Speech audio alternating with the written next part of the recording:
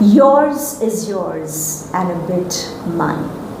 These are the words of a poet who is sitting next to me, Mr. Richard Daniel. He belongs to Prayagraj, इस समय settled है मुंबई में. Lyricist हैं, writer हैं, poet हैं. And Mr. Richard Daniel, it's really wonderful to have you on face to face with Rashi. Thank you very much. Welcome on my show. इतनी खूबसूरत lines, yours is yours and a bit mine. आप कितने साल के थे जब आपके जहन में ये ख्याल आया? Around 17, 18. 17, 18. So poets are born. Yes. कुछ अपने चाइल्डहुड के बारे में बताइए कि कब आपको रियलाइज हुआ कि हाँ, God has blessed you with this gift of poetic expression. Like ma'am, when I was in school, तो at that time स्टडी में तो फोकस था ही, ठीक है. तो ओवरऑल जितनी भी मेरा राइटिंग स्किल होती थी, ऐसे लिखना ये करना, तो उसमें मेरी बहुत इंटरेस्ट रहता था लिखने का. लेकिन राइटिंग प्रोसेस जब मैं कॉलेज में एंट्री किया, उस टाइम से फिर फोकस हुआ, क्योंकि वन ऑफ द सब्जेक्ट मेरा इंग्लिश था. तो वहाँ से फिर पोइट्री वाला जो एक सेंस था वो और अच्छा क्लियर हुआ. दैन बहुत सारे मैंने जो पोइट्स थे वो लिखा. एंड शेक्सपियर से मुझे सोनेट्स बहुत अच्छे लगते थे, तो बहुत सारे मैंने सोनेट्स लिखे.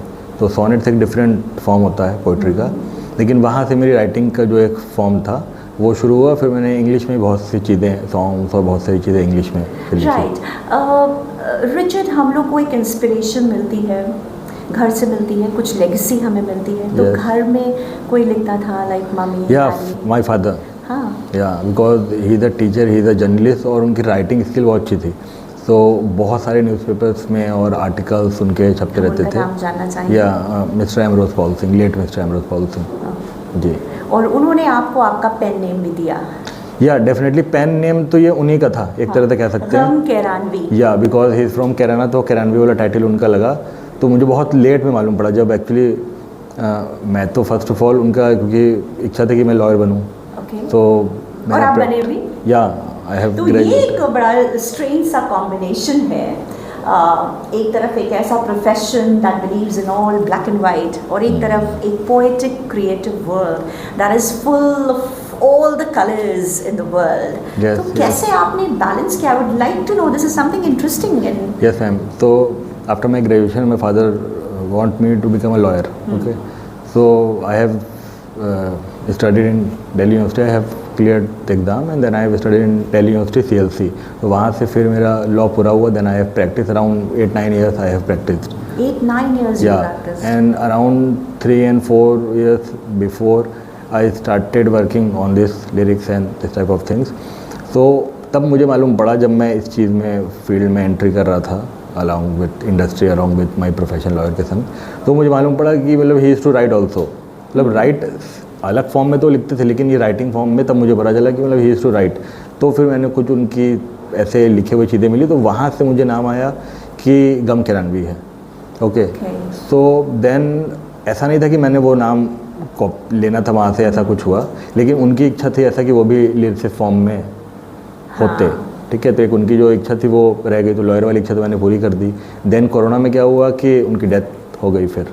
ओके. या तो मुझे ऐसा लगा कि वो जो नेम था ना, वो कहीं खो जाएगा या कुछ हो जाएगा, तो उसी नेम को फिर मैंने कैरी ऑन किया. तरीके से वो पापा की legacy. Yes yes yes yes. तो यस, तो वहाँ से फिर अब जैसे मूवीज़, एक मूवी है वहाँ पे मेरा एक सॉन्ग रिलीज़ होने को है. देन अभी एक मूवी और है, वो अनटाइटल्ड है, उसमें अभी 2 ट्रैक आने को है. देन बहुत सारे मेरे अपने जो सॉन्ग्स हैं वो तो 100 मिलियन पे या फिर और भी चैनल्स पे वो आते रहेंगे धीरे धीरे. That is wonderful. On Face to Face with Rashi, you were listening to Mr. Richard Daniel, lyricist, poet and writer. एक क्वेश्चन जो मेरे मन में आ रहा था जब आप बता रहे थे कि you did your law and you practiced law. क्या फीलिंग थी वो जो पोएट अंदर था और जब वो कोर्ट में जाते हैं? ठीक है. तो like how you used to strike the balance? आपके इस क्रिएटिव एक्सप्रेशन ने आपकी मदद की जब आप लोगों के लिए फाइट करते रहे होंगे केसेस, या in your writing, legal writing proceedings, कि नहीं? या you can say that, because basically loss तो बहुत फॉर्म्स के होते हैं. ठीक है. तो हम लोग का क्रिमिनल में भी था, सिविल में भी था, लेकिन बेसिकली मेरा इंटरेस्ट जो था वो ज़्यादातर फैमिली लॉ की तरफ था. तो फैमिली लॉ से क्या होता है, मीडिएशन फॉर्म एक होता है जो फैमिलीज के जब हस्बैंड वाइफ का ऐसा कुछ जैसे रहता है तो देन जज use to send them to mediation centre. तो मैंने बहुत सारे मीडिएशन इसीलिए किए क्योंकि वहाँ पे ये वाला जो एक सेंस था ना वो था, तो वो बैलेंस करने का कॉन्सेप्ट था। Because I don't believe in broking, मतलब कि ब्रोक करें रिलेशंस को, वो जोड़ने वाला। So that sense, this is a message to the people that चीज़ों को, रिश्तों को जोड़ कर रखें। जितने भी उतार चढ़ाव हो, कोशिश करिए कि उनकी ब्यूटी ना ख़त्म हो और आप उन्हें इंटैक्ट रखें। और जब एक पोएट जाके आपके केस को एडवोकेट करते हैं तो कुछ करिश्मा होता है एंड ब्रोकन फैमिलीज दोबारा मिल जाती हैं। तो बहुत सारे उस टाइम में बहुत सारे सारे केसेस ऐसे आए, तो वो डिपेंड ये करता है ना कि if you are a lawyer of somebody तो फिर आप उसकी तरफ से करोगे। तो मेरा सेंस नहीं था, मेरा ये था कि दोनों को बैलेंस कैसे किया जाए, लाइक कि ठीक है उनकी तरफ से उनका एडवोकेट है, हमारी तरफ से हम हैं, लेकिन एक ऐसा पॉइंट ऑफ व्यू होता है ना जिस पे अगर आप फोकस करेंगे तो माइट भी चांसेस हैं कि वो सेटलमेंट हो सकता है। एक पॉइंट ऑफ व्यू वो होता है जिसमें हम सब अग्री करते हैं, डिसएग्रीमेंट का कोई चांस नहीं होता। बिल्कुल बिल्कुल, that is the human values and like if somebody has some type of problem then other body has some other problem, लेकिन एक सॉल्यूशन का फॉर्म या कुछ इस तरह का, तो मेरा यही मोटो रहता था कि हाँ really really beautiful mister Richard Daniel. And बहुत कम लोग जानते हैं, ज़्यादातर लोग आपको आपके पेन नेम से ही जानते हैं जी, है ना। राइटिंग फॉर्म में जो है वो तो जान रहे हैं, बाकी जो मेरे अपने लोग हैं वो तो हाँ, मतलब most of the people like your fans, your followers, they know you through your गम के आन। हमने अभी इधर आपके काफ़ी स्टूडियो में रिकॉर्डिंग चल रही थी और चीज़ें, मैंने आपके बहुत सारे सॉन्ग सुने और ये आपके फेस पर नहीं है, लेकिन बहुत दिनों के बाद ट्रस्ट में हमने इतने ब्यूटीफुल, इतनी संजीदगी से भरे, इतनी ग्रेविटी वाले विद ओशन डेप्थ हमने वो लिरिक्स सुने। और एक जो मेरे दिल को छुआ एक गाना हमने आपका सुना और उसके वर्ड्स, तुम दगा दोगे तो क्या दोगे, हम वफा देंगे तो रो दोगे। I would like to know the source of inspiration. हर पोइट का, हर सॉन्ग राइटर का अपना एक सोर्स ऑफ इंस्पिरेशन होता है, आपको कहाँ से इंस्पिरेशन मिलती है? इंस्पिरेशन का सबसे ज़्यादा देखो मेरे फादर, देन सेकेंडली गुलजार साहब। तो उनकी जो संजीदगी जिस तरह से वो लिखते हैं वो मुझे बहुत अमेजिंग लगती है। और ये जब सॉन्ग मैंने लिखा था, सॉन्ग तो एक्चुअली हर जॉनर पे लिखे गए, ये एक सॉन्ग है, तो इसकी इंस्पिरेशन आप ऐसे सोच लो कि जो आज के टाइम पे चल रहा है एक्चुअल में क्या है, लेकिन वो एक्सप्रेशन कैसे आप किसी को बताओगे। माइट भी कि आपका ब्रोकिंग हो गई है, रिलेशनशिप है वो ख़त्म हो गया और सामने वाला किसी और से लिंकअप हो गया, तो लेकिन उसको आप किस टर्मिनोलॉजी में आप डिफ़ाइन करोगे। तो ये उस सेंस में उसको डिफ़ाइन किया कि आज के जो जनरेशन चल रही है उसके लिए बेसिकली ये सॉन्ग है। तो ये बड़ा मेलोडियस सॉन्ग बना है। This is very beautiful. And Richard, like when you were a growing boy, right, when you were growing, आपके फ्रेंड्स होंगे तो आपका थॉट प्रोसेस उनसे बहुत अलग होता होगा, because I can believe and I really believe that you were a different child.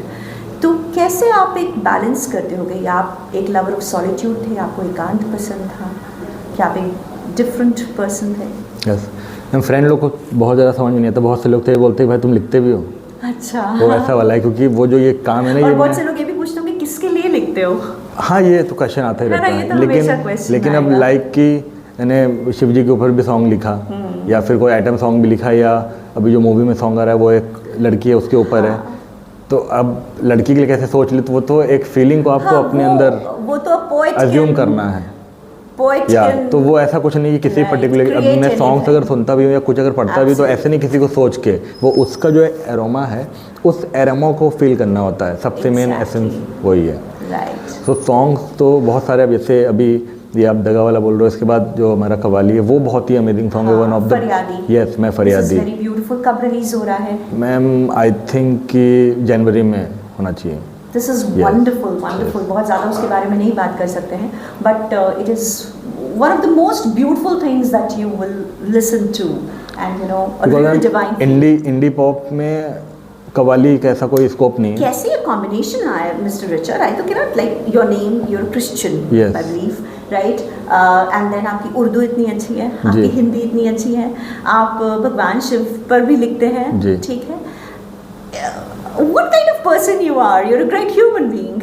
I don't know, वो तो ऐसा थॉट प्रोसेस, अगर कोई चीज़ आपने दिया मुझे लिखने के लिए, वो थॉट प्रोसेस है। अभी कल रात में एक कॉम्पोजिशन मेरे पास आई हुई थी एक मूवी के लिए सॉन्ग लिखने की, तो रात में मैंने लिख के अपने कंपोजर को 4:30 के अराउंड सेंड कर दिया और आई थिंक 12:30 के अराउंड कॉम्पोजिशन मेरे पास आई थी।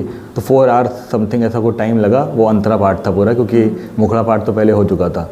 तो मैंने कहा कि नहीं, इसको ख़त्म करके ही सोना है। दैन उसको लिख के फिर सेंड किया, तो अभी उसका मैसेज भी आया कि सर नाइस, लव्ड इट। आप कुछ लिख रहे थे तो हमने कहा let's catch up for this interview, said ma'am next time. मैंने कहा whatever, I believe that this is the right time. आप क्या लिख रहे थे?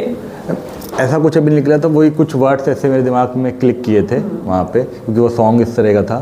तो उसी को थोड़ा सा शफलिंग, दिमाग में 1-2 वर्ड थे, ज़्यादा वो नहीं थे, तो उसी को मैं बस लाइन अप करने का ऐसा सोच रहा था। जो लोग सॉन्ग राइटिंग में अपना करियर बनाना चाहते हैं, आप उनको क्या एडवाइस करेंगे? मैम आज के टाइम में एक्चुअली क्या हुआ है कि जितने भी मतलब म्यूजिशियंस कह लीजिए या आर्टिस्ट हैं, वो सारे काम करना चाहते हैं। प्रॉब्लम बस थोड़ी सी ये इस चीज़ की है कि जो नई जनरेशन है वो सोचती है मैं राइटिंग भी कर सकते हैं, हम राइटिंग भी कर सकते हैं, दैन कॉम्पोजिशन भी कर सकते हैं, सिंगिंग भी कर सकते हैं, एवरीथिंग। और सब कुछ बहुत ईजी है। हाँ, सब कुछ बहुत ईजी भी, ऐसा भी हो सकता है। लेकिन राइटिंग का एक थॉट प्रोसेस है, बहुत डेप्थ का है। जैसे क्या होता है कि आप सॉन्ग्स तो बहुत सारे आते हैं और सॉन्ग्स को लिखा भी बहुत अच्छी तरह से जाता है और बहुत डेप्थ में लिखा जाता है, या बहुत ओवरऑल आपने राइटिंग करी, आपके दिमाग में कुछ आया। तो अगर कोई म्यूजिशियन है या फिर कोई आर्टिस्ट है तो वो कुछ गाने तो अच्छे लिख सकता है, माइट बी माई, ये तो आप मान लो इस चीज़ को। लेकिन ऐसा होता है कि अगर बहुत डेप्थ में आपको सोचना है तो फिर क्या होता है कि आपका एक टैलेंट है कि यू आर सिंगर, देन आप राइटिंग पे ही फोकस करोगे, तो देन क्या हो गया कि वो आप डाइवर्ट हो गए। इसलिए बहुत से ऐसे सिंगर्स या बहुत से ऐसे राइटर्स हुए जिन्होंने अपने एक पाथ को पकड़ के उस पर फोकस किया। देन एक क्या होता है ना कि आपका एक मैच्योरिटी लेवल और एक बहुत ही क्लास की चीज़ें वो बाहर निकल के आती है। सीखना है आप। यस, डेफिनेटली पढ़ना है, सीखना है, ऑब्जर्व करना है। एम्बियंस का भी फर्क पड़ता है लिखने में। Yes, no doubt. बहुत सारे मेरे ऐसे फ्रेंड्स थे जो आर्टिस्ट हैं, जो लिरिसिस्ट हैं। हो रहा था तब भी आप लिख रहे थे। मतलब आई एम अज्यूमिंग समथिंग ना, तो वो हो गया ऐसे। अब लाइक ये फ्यूजी वाला सॉन्ग लिखा था तो उस दिन महाशिवरात्रि थी और I was sitting in the car, और तो मेरे पार्टनर डॉक्टर साहब वो मतलब ही यूज्ड टू ड्राइविंग, और उस टाइम पे मैंने पूरा सॉन्ग एक मेरे दिमाग में आया, एक टेक्सचर फॉर्म में लिखा जाता है, तो टेक्सचर फॉर्म में मैंने पूरा सॉन्ग लिख दिया। देन कंपोजिशन जब फाइनल हो गया, देन उसके लिरिक्स को थोड़ा सा उस पर सेटलमेंट उस पर कर दिया गया। तो वो ऐसा कोई टाइम नहीं था, वो डे का था। लेकिन मोस्टली मैं रात में ही लिखता हूँ। रात में एक जब सुकून और एक शांति रहती है, या कोई डिस्टर्ब नहीं करता है, उसमें कोई डिस्टर्बेंस होता भी नहीं। आप होते हैं और रात होती है और आपके ख्याल होते हैं, तो कुछ भी हो सकता है। अब जैसे एक चीज़ और जानना चाहेंगे, you straight away right on your laptop, your phone, और you sit with your pen and pad? Sometimes सबसे ज़्यादा आप कंफर्टेबल किस में है कि जिसमें आपको on pen and paper? Yes. Now, this is something which this generation has to learn, that nothing can substitute your pen and paper. The original, the feeling. Yeah, the original feeling is in pen and paper. Pen and paper. And I usually write on a blank paper, like with no lines on the page. So वो एक अलग charismatic भी होता है ना कि like if you have to मतलब कुछ change करना है या कुछ करना है तो आप उस लाइन पे कहीं भी लिख सकते हो। इस लाइन वाला पेज रहेगा तो थोड़ा इशू होता है। On Face to Face with Rashi, you were listening to Mr. Richard Daniel, lyricist, poet and writer. आपको ज़िंदगी में सबसे ज़्यादा मतलब what do you really love doing? Like आप सबसे ज़्यादा खुश कब होते हैं? When it is your me time and you're not writing the songs, when you're really happy, what do you love doing? सबसे music. Music. You listen to music. Music तो all sort of music. Like Punjabi भी, English भी, हिंदी में आपका गज़ल हो गई या पुराने सॉन्ग्स हो गए, जितने हो गए। अब ऐसा मुझे पता नहीं कि मुझे ऐसा लिखने का कुछ था या कुछ था, लेकिन बचपन से मेरे अंदर ये था कि कोई भी सॉन्ग अगर मैं सुनता था तो वो मुझे हूबहू याद हो जाता था। यानी म्यूजिक से एक बहुत ही पक्की वाली दोस्ती है। यस, वो और बहुत दोस्ती ही। क्या है आपके लिए? दोस्त कितने इम्पोर्टेंट है आपके लिए? दोस्ती से तो ऊपर कोई चीज़ मुझे लगती ही नहीं है। क्या कर सकते हैं आप अपने दोस्त? कुछ भी। अब दोस्तों के लिए तो कुछ भी है मैम, वो तो घर वालों से भी बहुत बड़ा लड़ाई हुई है इस चीज़ के लिए। तो अगर दोस्ती है तो फिर सब कुछ है, और उसी के वजह से मैं हूँ यहाँ पे। बहुत सारे अप्स एंड डाउन्स आए, लेकिन अगर दोस्त नहीं है तो फिर समझिए कुछ नहीं। मेरे को ऐसा लगता है अगर आपकी ज़िंदगी में एक सच्चा दोस्त है जी, फिर आपको और किसी चीज़ की ज़रूरत नहीं। नो, रिलेटिव से तो बहुत ऊपर की चीज़ होती है दोस्ती, और क्योंकि वहाँ पे ऐसा कुछ नहीं होता कि लाइक कोई बहुत गैम्बल हो या फिर कोई बहुत फ़ायदा हो, वो आपके संग है। और आपके अगर दिक्कत में वो है, यस, वो तो मेरे जो दोस्त हैं वो बहुत अमेजिंग है और बहुत सारे हैं। This is on this lovely note, a selfless, unconditional note of friendship, love, music. हम ज़रूर जानना चाहेंगे आपसे आपके आने वाले वेंचर्स के बारे में, आपकी रिलीजेस के बारे में, and your one final word, your message to your audience and your fans.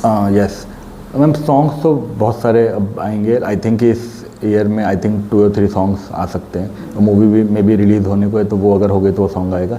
Then next year तो विल ब्लास्ट, बहुत सारे सॉन्ग्स है, लाइनअप है। और आई थिंक ईयर एंड होते होते कुछ जो पार्टी ट्रैक हैं वो भी कुछ आएंगे, और हम लोग अपना इवेंट या कुछ करेंगे, तो देन उस समय कुछ रिलीज़ हम लोग करेंगे। सो ये है कि सॉन्ग्स तो बहुत अमेजिंग आने वाले हैं। And your message to your fans and followers?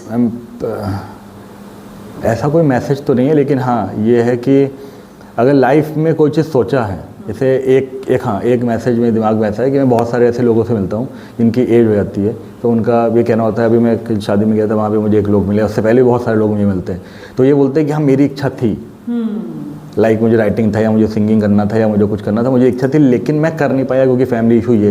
तो मैं यही कहूँगा कि अगर आप आज का टाइम, क्योंकि platform you are having all sort of platform, आप अपने गाने बनाइए, आप उसको स्पॉटिफाई या बहुत सी जगह आप उसको रिलीज़ कर सकते हैं। तो ये आपको एक जो होता है ना कि लाइफ में आप ये कर नहीं पाए, ये वाला नहीं होना चाहिए।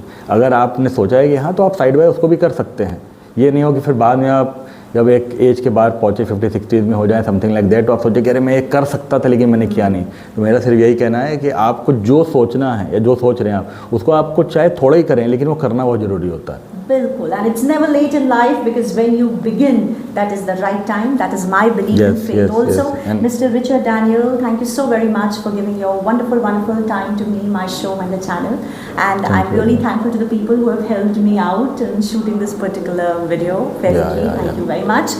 And चलते चलते हम आपको ढेर सारी बेस्ट विशेस दे रहे हैं, musical best wishes for your good, happy, healthy and lovely life ahead.